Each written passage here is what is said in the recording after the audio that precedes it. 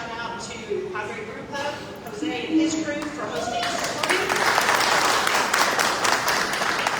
And also Karla from Karla's Katering for giving us the Also like to thank some of our city council members that are here, Ken Metters,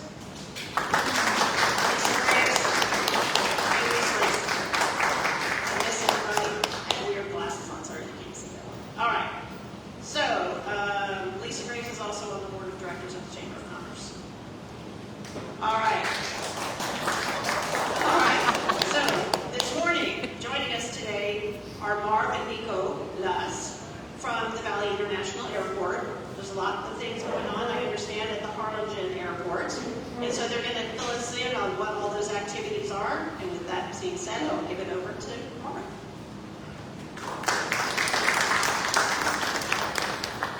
Well, first of all, thanks for having us. We're always glad to come to the island first thing in the morning. It's always beautiful, and it's much better than what we're doing.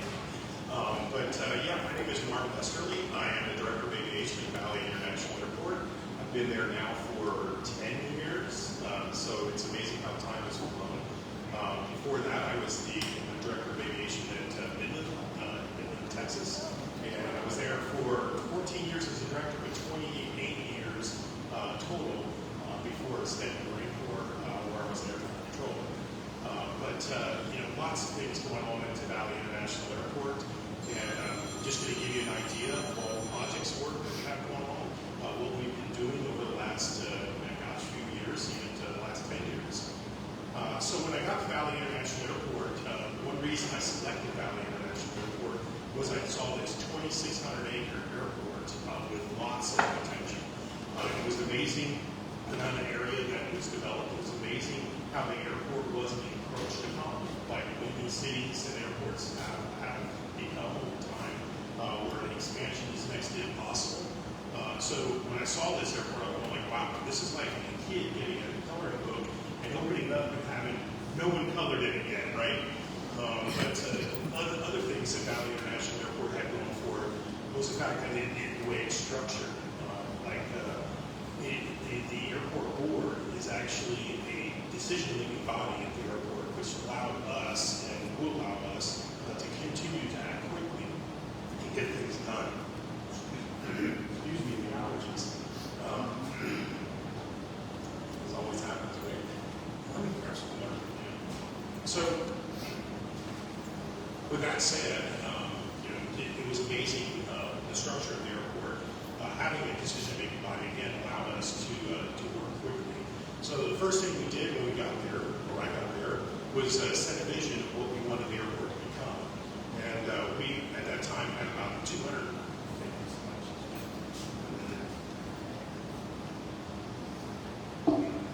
We had about 265,000 in-plane passengers. That's passengers getting on the plane. When I got there, we're now over 500,000 in-plane passengers. So lots of growth over the last few years. Lots of airline service growth, and we continue that to build on that. But some of the things that we need to do is prepare for the future, and as the Valley grew and is growing, we need to make sure that we're ready for it. So we look through the airport and look through the terminal and everywhere else, and we made a list of all the things that we want to improve. First of all, safety is always first on our list, and second of all is the customer experience. We want to make sure that somebody coming to our airport, as most know, they have a choice. It's not like an airline, right? You have a choice where to fly. Thank you for flying Valley International. In either case, it was we knew that we had to set ourselves apart and from the others. So we wanted to make sure that we had good customer service. So we started with a lot of things inside the terminal building that needed to be done, including lighting. We did LED lighting. We did the HVAC system. We actually had heaven filters and UV lights before it was popular with the COVID. So lots of things to improve the quality, air quality in the terminal building. We had no musty smells, of course, we were building prior to that. So we wanted to improve that. We actually added a lot of gates at the airport, brand new jet bridges in order to make sure that we're ready for airline growth over the years to come. We just recently started some projects and just completed. About a year and a half ago, we did the covered parking at the airport. You know, you come out of the airport, it's so nice to be able to pull under, have your car protected, you know, from hail and or get sun damage in the state airport for a period of time. So, and it's so convenient, you just walk across the street. So that was one thing we wanted to do as well. Lots of improvements in the terminal building on top of the HVAC, you know, did the flooring. And you'll notice when you walk through the airport, the whole idea, there's a huge theme about South Padre Island and being close to the ocean at Valley International Airport. The terrazzo was all done to look like deep water, shallow water, and beach.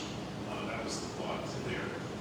As you walk through the terminal building, we put a big 40-foot screen, LED screen up, where we could work with our partners like South Padre Island to get the message out of what they're missing here on the island as well. And also to be able to advertise our airline service there as well. So lots of things if you haven't flown out of Valley International Airport recently, you know, you need to go there and make sure that's your next trip out. Or in, for that matter. Some of the recent things we did now, we just finished a runway extension at the airport. That was the reason for the runway extension, at least the reason the FAA heard we need a runway extension. We have a lot of cargo traffic at the airport. We have DHL and FedEx, and they fly 767s, which are wide-body jets, large aircraft. And we knew that at 8,300 feet that we had some performance issues. And as we started researching that, we found out that they were limited to 48% of their maximum gross takeoff weight out of the airport. So that was limiting their service and the growth of the future for the cargo into the Rio Grande Valley. So we started looking at putting together a cost-benefit analysis, and you know, with our airport master plan already looked at having a runway extension, the need for a runway extension, and sold that to the FAA. And the FAA came back, yes, you definitely need it. So within usually like 2 years, we were able to complete an 1,100-foot runway extension. We went from 8,300 feet to 9,400 feet. So that same 767 now it can go up to 75% of its maximum gross takeoff weight, which is well within our envelope now. With that runway extension came something for all of us that we can all benefit from, is 2 brand new Category 2 ILS approaches. And those, what that means is an instrument landing system is an ILS. And so pilots coming into the airport, you know, they actually are able to see their flight slope coming down the airport at 3 degrees, but they're also able to see left and right course, and then the aircraft flies down to the runway. The special Category 2 approaches now on both ends of the runway actually drop the minimums. You know, so an aircraft before with 200-foot and quarter-mile visibility, 200-foot ceiling and quarter-mile visibility coming into the airport, they can shoot the ILS approach. Now they can shoot the ILS approach at 100 and a foot. It was 200 and a half down to 100 and a quarter. So 100-foot ceiling and a quarter-mile visibility. So that when you're flying into the airport and you've got a little fog and it's not too bad, like all the way to the ground, you'll be able to get into the airport and minimize our delays and our cancellations at the airport. So that benefits all of us. We're really excited about that. We didn't waste much time after the runway extension. We were working on a new air traffic control tower. Our air traffic control tower is built in the 70s, and it looks like, if you walk through there, it looks like that 70s ship in full rust. So it was well overdue, and we want to make sure that we can increase the capacity of the airport, maintain the safety of the airport. So we started that project about 2 years ago. Of course, again, we had to sell it to the FAA. It was a perfect opportunity for the FAA to jump on board. We talked with the FAA, who actually owned the air traffic control tower at that time. We said, listen, your lease is coming up. It's our air traffic control tower now. And they're looking at me, we know that doesn't work that way, Mark. And I go, no. You're going to sell it to me for $1. You know, you sell it to me for $1, and they're like, what? We don't have to do the $8 million that we're thinking about doing renovations on this terrible building. And I said, like we wink, we need to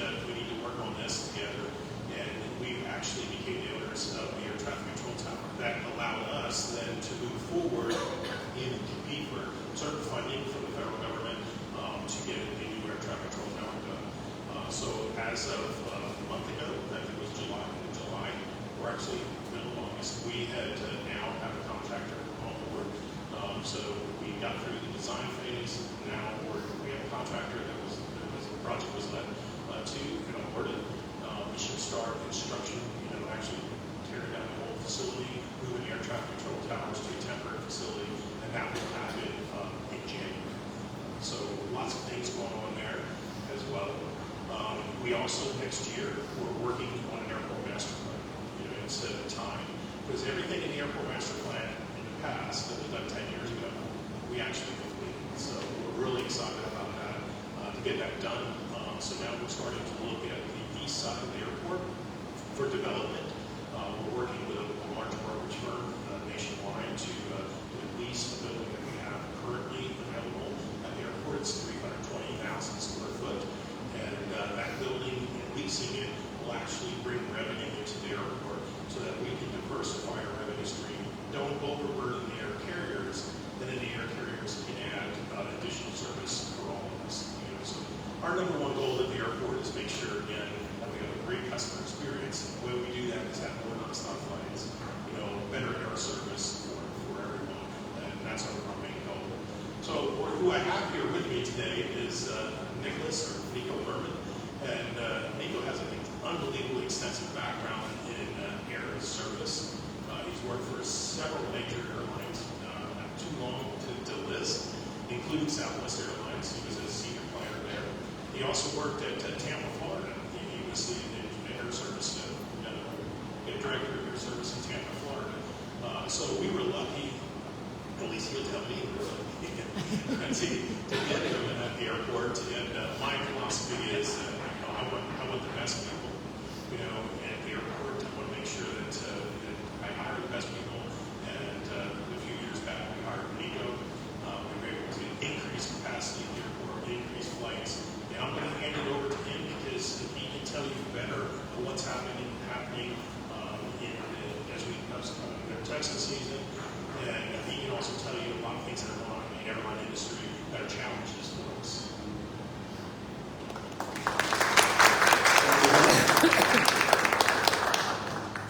Hello everybody, thank you Marv for that introduction.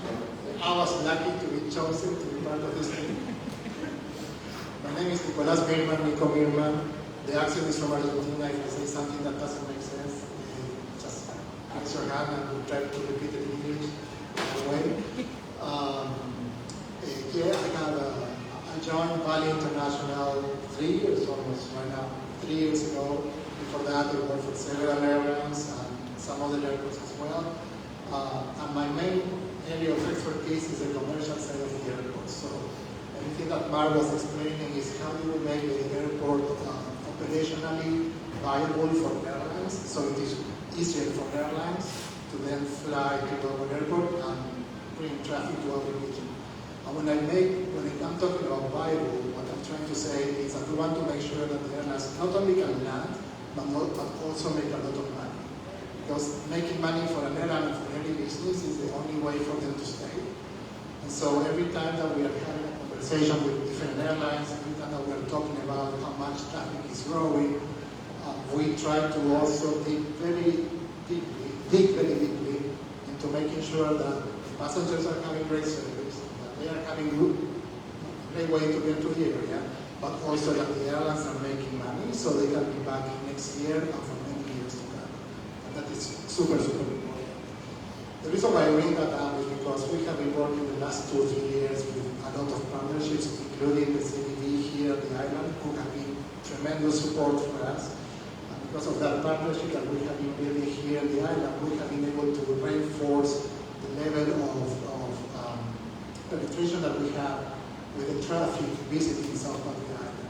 Right now, I don't have the latest numbers, but we are close to 75% of the market share of aviation traffic into South Padre is flying to Valley International Airports. Valley International Airport. That means that 3 out of 4 passengers that fly into the island, not drive but fly, chooses our airport. And that is so important. That makes us a leader airport for your island. And so, because of that, we have been able to attract more service, the traditional service that many of you may be familiar with, which is the flights to Minneapolis in some country. Last year, they were matched by Delta, flying also every day during the season. And so that was pretty much 100% increase in passengers and visitors from the Minneapolis area. We're adding kind of caveat that Delta offers connectivity to more than 100 cities in the upper Midwest. And so now all of a sudden, because of Delta being here at Valley International, we are able to start targeting other destinations like Wisconsin, Michigan, Chicago, or Illinois, all the upper Midwest area, even Canada. A lot of people from Winnipeg are flying with Delta to get here every year. And that gives us a lot of new attractiveness to bring all these new passengers to the island. On top of that, in the last 2 or 3 years, we have also been adding a few flights here and there to Denver and to Chicago. Now we do have 2 airlines flying to Chicago at the peak of the season. Those are American United Airlines. On top of that, United is also flying to them. Although this is kind of nerdy, but it is the first time that United Airlines fly to 3 different destinations out of the airport in the Rio Grande Valley. They started out of Valley International, and they have been doing very, very well. So they are opening not only Minneapolis, Chicago, Denver, and the traditional Houston route to us. Also, during the last 3 years, because of the winter Texan market was growing so fast, we were able to start focusing a little bit on what we call the off-peak season of air traveler visitors. And so last year, Southwest Airlines started adding services to Dallas Lovefield in the summer. And that was huge because it gave us opportunity not only to increase local service to Dallas, but also cover all the central Midwest of the country. People that are dying in the summer because it's so hot in Nebraska, in Illinois, in those kind of places in the Midwest, now have a very easy access to our island. And so in a way, we were able to not only focus a lot on the peak season for the upper Midwest, which was the most traditional air service market that we have had in Ghana for many, many years, but also we started targeting the central Midwest for the summer. It has been very successful. Southwest is keeping those flights to Dallas and to the central Midwest year-round. They're adding 2 flights a day in certain parts of the year in the weekends. And so we have been very, very happy to see how much all this traffic into the Rio Grande Valley has been increasing, focusing particularly on how to bring more and more air travelers into the South Valley line. On top of that, the traditional service that we already have, flights from Southwest to Austin, flights from Delta to Austin as well. American and Southwest fly to Dallas, and American and United also fly to Dallas several times a day, and now also being able to land because we have the Katering 2B approaches in the winter. So pretty much everybody is able to get here when they want to and when they were planning to, which is great. That was super fast. I don't know if you have any other questions, thoughts, ideas. Nico, one of the most frustrating things about being in the Valley here is we have to go to Dallas or Houston to get anywhere else. What's going to happen with continuing to help take us to other hubs farther away, a little more direct flight? You know, that is a great question, and the way we see it is that the more we get these passengers to connect through those hubs, the more we can put together a business plan for having non-stop service. So because we have the Minneapolis flight on Delta that did very well last year, we were able to add Delta to Austin this coming year. The flight is starting 2 or 3 weeks from now. Because Dallas is doing so strongly on American Airlines, they started thinking about adding more and more Chicago service non-stop. So it's almost like we have to make sure that those connecting flights keep getting more and more connecting passengers, because that is the true number that the airlines are looking to add the non-stop flight. Right now we are working with different airlines in much are looking to 5 to 10 new destinations non-stop.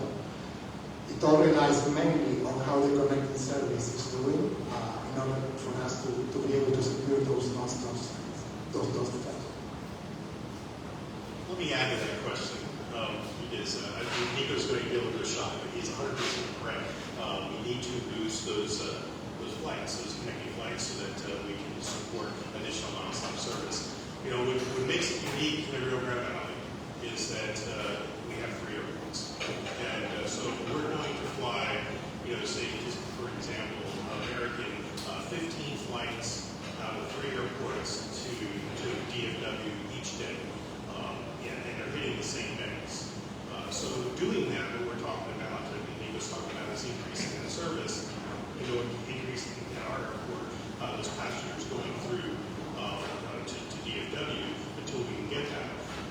If the airports in the Rio Grande Valley get together, you know, and decide that hey, we're going to fly larger jets, less frequency to those hubs, we'll be able to fill those. Unfortunately, that's not happening in the Rio Grande Valley, and the citizens pay a price for that. You know, that they're not going to get that nonstop service. They're not going to have that great service. You can just look to El Paso, who is really the town or city with 850,000 people in El Paso County. And here in the Rio Grande Valley, we have 1.3 million. Yet El Paso has unbelievable air service, nonstop service to Chicago. Others Nico knows them all. But they have unbelievable air service, and they're putting together twice as many passengers than the entire Rio Grande Valley combined. So, you know, the key to great air service in the Rio Grande Valley quickly is to get together and think of a plan where we can all work together in the Rio Grande Valley from an airport standpoint. Yes. Marv, I'm Lori Howell with Remax, and I have clients that periodically, as you know, the flights get delayed and either come in late at night or have a late night flight or call.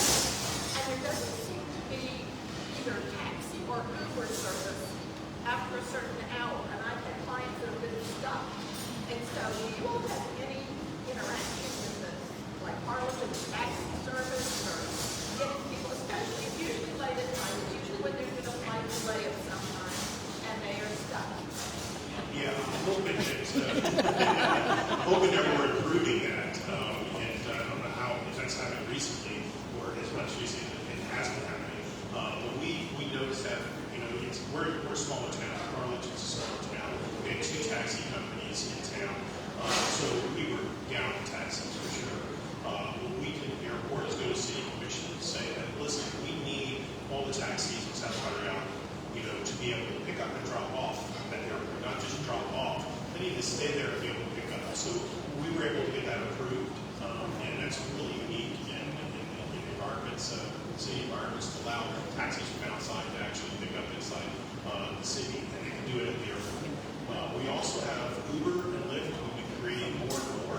You know, unfortunately, I don't have the authority to tell them you have to get there. At one point in time, we were running our own taxi service, and we did have the authority, but now we don't. We do have great shuttle service with 2 companies. Jason's company here on the island. Yeah, my name is Jason Norwood, and I own the Surf Shuttle, SPI Surf Shuttle, and we do operate late night by reservation. Yeah, but they don't know the problem is generally it's a surprise. Like, you don't take off or don't go at all, and they got to go to a hotel or do something. Right. We continue to work on that, and we're also working with the CBB as well to try to improve that service. Of course, growing as we grow, you know, becomes more of an issue, and we're going to continue to work on that. I don't think we've accomplished what we need to do yet, but it's definitely on our list. Yes, sir. Yeah, do you see yourself expanding and getting more varied airlines to come into VIA? I know there's a Legion out of McAllen, and that's still like 80 miles away for us. I mean, and then there's like, not that I've flown it, but there's like Spirit that goes into San Antonio, and they had a Velo down in Brownsville for a while. We're always working, and he goes all over the place.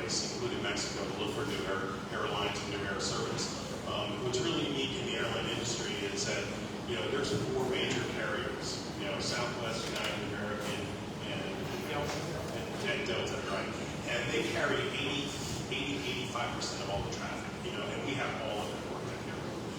So we do have Sun Country as our multiple cost carrier coming in Minneapolis, and Nico will talk about it all the time. He said Valley International Airport brings people into the Valley more so than the other two airports. They take people out of the Valley. So we're in the market of bringing people into the Valley and just to come to visit South Carolina, come visit the Rio Grande Valley, and bring their money here. But the other two, or they go to Vegas and go to Orlando, and they go out there and spend their money there. So yes, we're always working on that. What's hindering us right now a little bit is because we have an airline that's ready to expand in the upper Midwest, but the issue with Boeing in getting planes out to the air carriers, they're all kind of pinched at the moment with air carriers or aircraft to expand their service. But Nico's talked to everyone on my care team.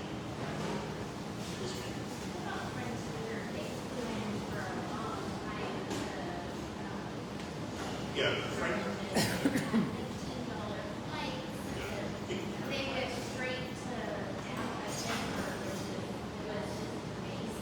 Yeah, and we definitely want to expand that service. And Nico was talking with United to Denver, but we want much better service to do that connections. And the interesting thing about those ultra low cost carriers is they'll fly into a market, and you have to get all those people to fill that plane to go just to that market. So having like United, flying into Denver or Southwest flying into Denver, then the connecting traffic will help support that flight. Sort of like what you get out of Austin right now.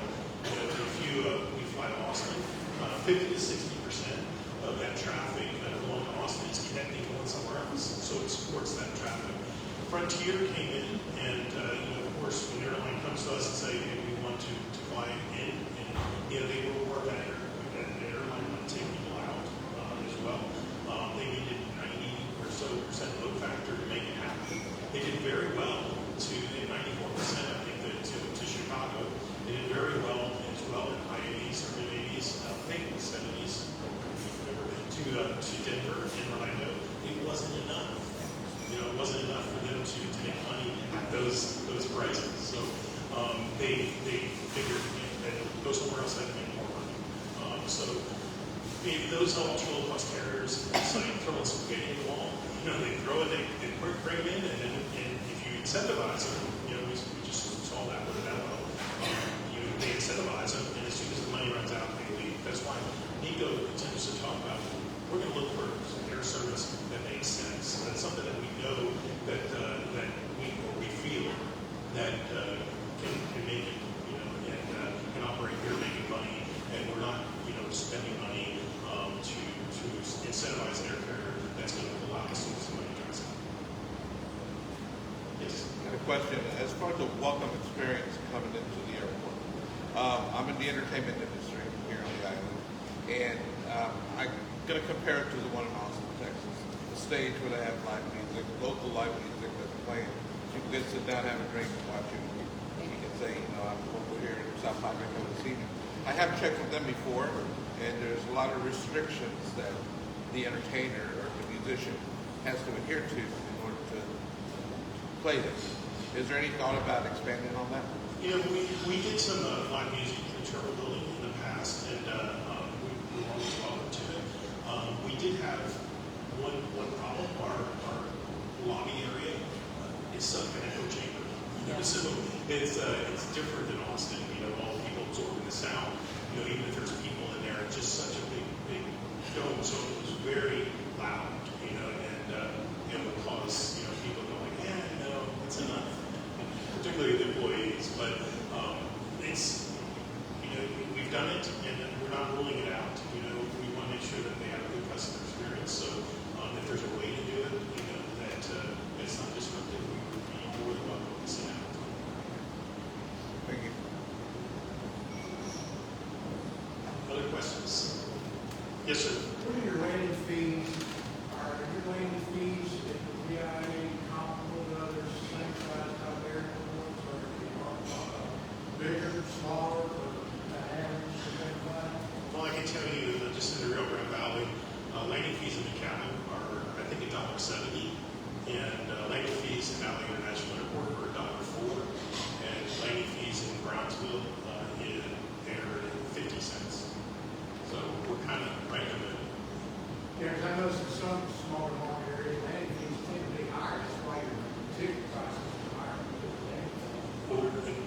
were saying earlier, our goal is to be the ultra low cost airport, so that we're not overburdening our carriers, so that we can get them to come in. Even with us, we talked about this many times. We wouldn't charge airline anything. You come in here, you operate. So it's our goal to have the best air service for you all. And if I didn't have to charge airline anything, I would collect that money in ancillary revenue, parking, food, and beverage, other areas. So that's why we're working so diligently on our east side and develop the aeronautical area or their non-aeronautical area for revenue to offset that, so we don't have to overcharge the carriers and burden the carriers so that they don't improve service. Yeah, and that's Nico just said that we don't get tax money, and that's exactly right. The Valley International Airport is not subsidized airport. The city of Harlingen is a great town, but they expect us to operate, self-sustaining. So it's very important for us to run like a business. So that's why we have to improve our revenue. I can tell you, when I got here, I think our revenue was about $6 million. We're now paying close to $10 million in revenue. Like everything else, and we all know our pocketbooks, and so was our expenses at $90 million or so. So it's good that we were able to adapt and to increase our revenue. We want to continue to do that. Again, not to overburden our carriers. Tom? Well, I'm fascinated by the concept that yes, what you're gearing toward, looking towards, is inbound traffic, a reason to draw them in, versus just send them out to,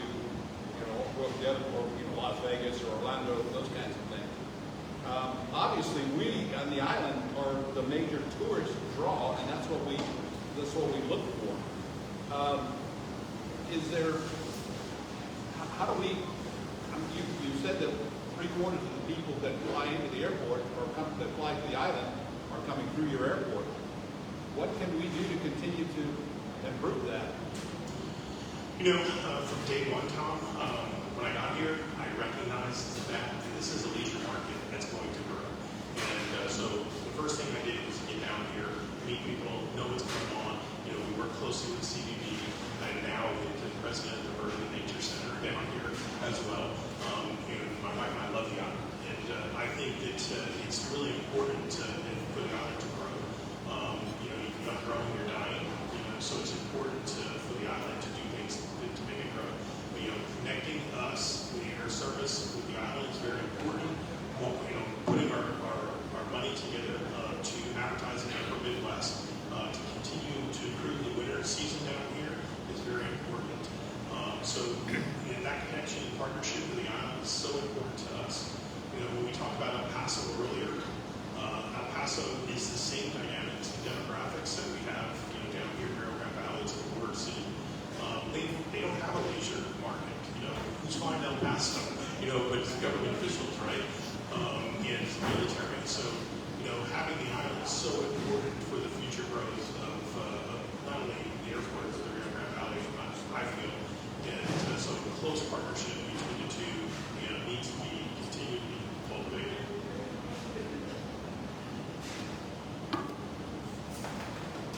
Any other questions? All right.